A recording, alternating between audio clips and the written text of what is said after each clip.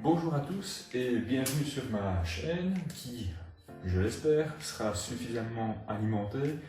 Pourquoi je dis ça? Parce que c'est une chaîne que j'ai créée il y a maintenant 2 ans et que pour l'instant je n'ai encore toujours pas alimentée parce que je n'ai pas eu le temps, je n'ai pas eu l'occasion de le faire et là maintenant j'aimerais bien m'y mettre. Le but de cette chaîne serait en fait de me suivre entre guillemets dans ma démarche de faire de la piste. De la piste ici, je suis en Belgique, il y a déjà 3 gros circuits belges qui est Mettey, Spa et Zolder. J'espère pouvoir donc faire le circuit avec une moto que je viendrai à acheter. C'est le but de cette première vidéo, c'est quel style de moto et pourquoi une moto qui serait destinée uniquement pour la piste. Alors, pourquoi une moto piste? Parce que quand on est motard et qu'on a sa propre moto de route, qu'on utilise pour aller au boulot, qu'on utilise pour aller se balader, on n'a pas forcément envie d'utiliser cette moto-là pour faire de la piste. Pourquoi? Eh bien parce que c'est une moto qui soit a coûté cher, qui est jolie parce que vous l'avez rendue belle, et que vous n'avez pas forcément envie de l'utiliser sur le circuit et risquer de la laisser tomber, de chuter avec. Le problème d'une moto route pour utiliser sur le circuit, c'est peut-être aussi parce qu'elle n'est pas adaptée au circuit, c'est-à-dire que ce n'est pas un châssis adapté à la piste. Pareil pour le freinage, le moteur qui n'est pas forcément extrêmement performant. C'est aussi parce qu'il y a des équipements qu'on utilise sur la piste qui ne sont pas forcément homologués route. Je parle par exemple des pneus, certains freins aussi, donc certaines plaquettes de freins qui ne sont pas adaptées, qui ne sont pas homologuées route. C'est pourquoi ici je vous explique ma démarche et quelle serait la moto que j'utiliserais pour faire de la piste. Donc le but de cette chaîne étant de me suivre pour celui qui veut et celui qui a envie de faire la même chose que moi évidemment, c'est-à-dire s'acheter une moto de piste, mais pas que, tout ce qui permet d'aller sur circuit et de le faire de façon aisée et la plus entre guillemets réfléchie possible. C'est le but de mes vidéos, c'est de réfléchir ensemble. Surtout n'hésitez pas à me revenir, de me commenter, de venir me parler par email, par exemple, je laisserai mon email. Surtout n'hésitez pas. Je pense que la première chose à faire, c'est la moto.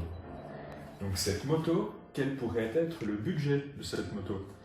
Ça, c'est variable d'une personne à l'autre, celui qui a envie de mettre plus ou moins d'argent dedans. Cela dit, moi, il y a quand même un montant que j'aimerais bien ne pas dépasser, c'est quand même les 2500 €, mais vraiment, ça c'est le max, quoi. 2500 €, c'est peut-être peu pour une moto, mais je trouve beaucoup pour une moto qui pourrait tomber et peut-être même tomber à haute vitesse, donc c'est un problème quand même. S'acheter une moto très chère pour la laisser tomber, ça tombe après la première ou deuxième session, ça fait beaucoup d'argent. Du coup, quelle pourrait être cette moto idéale? Déjà, point de vue architecture de châssis, eh bien sans doute une sportive évidemment, ou un roadster. Tout ce qui est autre type de moto, comme un custom, une vintage, un trail par exemple, je n'en vois pas trop l'utilité d'utiliser ça sur le circuit, autre que de façon récréative et pas forcément dans le but de performer comme j'aimerais bien. Déjà apprendre les trajectoires et également essayer de faire un petit peu de chrono. En dehors donc du châssis, il y a évidemment l'architecture moteur. Alors là, il y a des bicylindres, des quadricylindres. Maintenant, tout ce qui est tricylindre, c'est un peu plus exotique. Et monocylindre, je n'en vois pas trop l'utilité. Monocylindre, c'est bien souvent sur des motos type supermotard. Il y a certaines personnes qui utilisent des supermotards sur circuit. Cependant, c'est pas mon envie, c'est pas mon kiff. J'aimerais bien utiliser une moto plutôt soit un roadster ou une sportive pour faire du circuit. Point de vue cylindrée, alors bien souvent c'est soit des 1000 cm3 ou des 600. Moi je partirais plutôt sur une 600 car c'est une cylindrée que je trouve la plus fun sur circuit. Pourquoi? Parce que quand vous avez honnêtement une 1000 sur circuit, j'ai déjà fait, vous vous reposez un petit peu sur vos acquis et sur vos lauriers, quoi. Donc c'est-à-dire que vous allez attendre la ligne droite pour gazer et dépasser tout le monde, et arriver dans les virages, vous allez sur des œufs, vous allez faire attention, vous n'allez pas forcément aller aux limites tant de vos performances que les limites de la machine, et vous n'allez pas forcément oser, et vous allez vous dire « fuck, de toute façon, j'attends la ligne droite pour gazer ». C'est pas mon but. Mon but, justement, c'est d'apprendre à bien virer, à bien prendre la trajectoire, essayer de faire des chronos avec une machine pas forcément extrêmement puissante. Donc, dans l'idéal, une sportive, un roadster avec 600 cm3. L'année, ben, forcément, je vais être limité. Avec un budget aussi peu, je vais être avec des motos qui ont sans doute au moins 15 ans. Donc il y aura du boulot.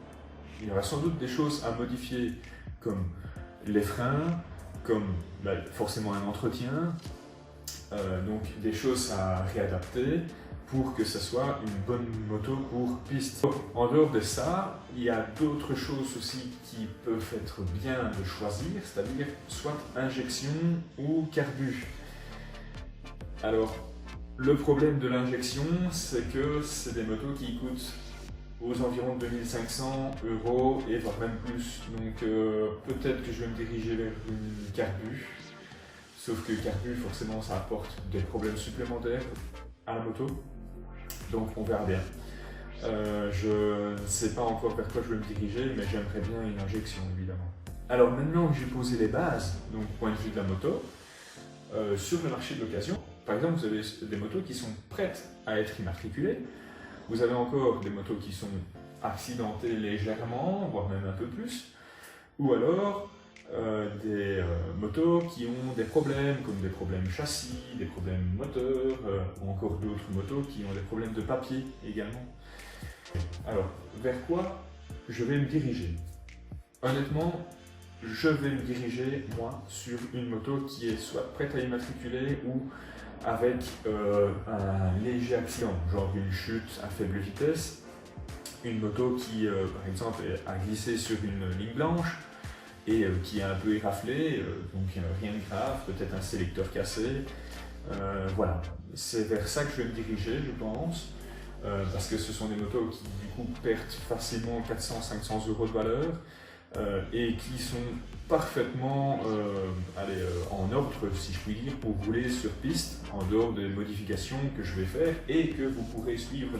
Les motos accidentées à plus rapide vitesse, ça peut être un problème, parce que déjà de 1, vous ne pourrez peut-être pas l'essayer parce qu'elle ne sera vraiment pas en état. De 2, ce seront des motos qui auront donc eu un gros choc et aller savoir s'il y a un problème de châssis, un problème de moteur, ça va être compliqué.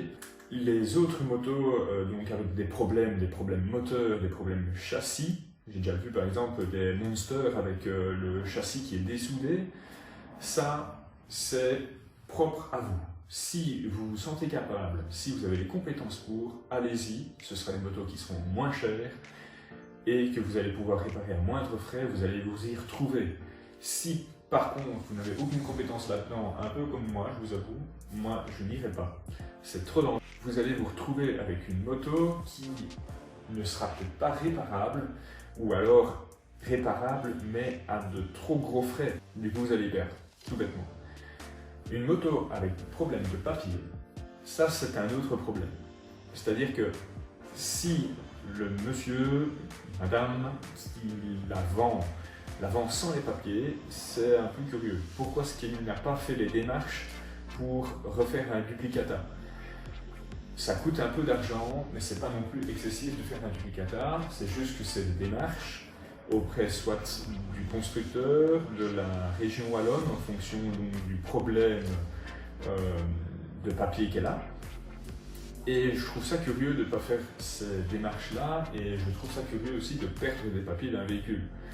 Honnêtement, moi j'ai jamais perdu de papier de véhicule, ça fait 10-12 ans que j'ai des véhicules, et c'est un peu gros quoi. Donc personnellement, moi je ne me dirigerai pas vers ces véhicules-là. Pourquoi? Parce que si un jour vous voulez la revendre, ce sera un problème.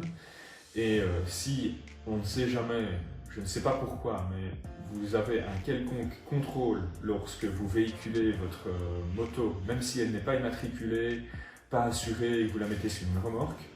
Si la police vous contrôle et qu'elle vous demande les papiers de ce véhicule-là, vous allez être emmerdé. Et je ne sais pas ce qui peut vous advenir. Donc moi, clairement, c'est mon conseil, je ne me dirigerai pas vers ce véhicule-là. En tout cas, moi, je ne vais pas le faire. Vous faites ce que vous voulez, mais moi, je ne vais pas vers ce véhicule-là. Maintenant, si en commentaire, vous avez l'opportunité de me dire « Ah ben non, figure-toi, allez, il y a moyen de ne pas avoir de problème malgré tout », venez me le dire, je vous écouterai, mais voilà. Moi personnellement, il faudrait beaucoup que je change d'avis pour ça. Concernant toujours donc, les motos que vous allez acheter, il est possible que les gens aient fait des modifications sur ces véhicules. C'est-à-dire qu'ils ont peut-être modifié les freins, ils ont peut-être modifié le guidon, ils ont peut-être encore modifié l'esthétique, mais par exemple aussi changer le pot d'échappement. À savoir que sur le circuit, vous avez des limites en décibels, en dynamique et en statique. C'est-à-dire que votre moto ne pourra pas dépasser un certain nombre de décibels. Et ça peut être problématique, parce que je l'ai déjà vu aussi sur circuit, des gars, des pistards qui se sont fait arrêter par les gars qui sont là pour sécuriser et comme autorité sur le circuit, on va dire ça comme ça. Vous dire que vous ne pouvez pas rouler parce que vous dépassez donc, les limites. Et si vous n'avez pas de chicane, si vous n'avez pas d'autre pot d'échappement pour venir remplacer, eh bien vous ne roulez plus sur toute la journée. C'est un problème, surtout qu'un pot d'échappement, ben, ça peut soit valoir que dalle si vous les trouvez sur AliExpress, sur Wish, mais ils ne sont pas forcément homologués et ils ne sont pas forcément en dessous de certaines valeurs de décibels. Et si vous cherchez un pot plus ou moins silencieux ou le d'origine, ça peut vite monter cher. Donc faites attention à ça aussi.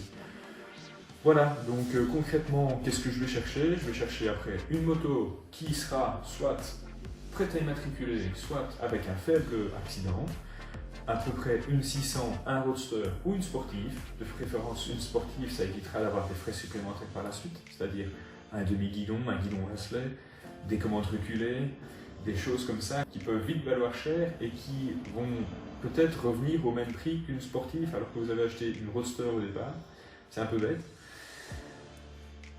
Et autre chose aussi, principalement une injection. Et je l'espère dans mon budget. Allez, je vous laisse. J'espère vous revenir bien vite avec peut-être la moto, qui sait.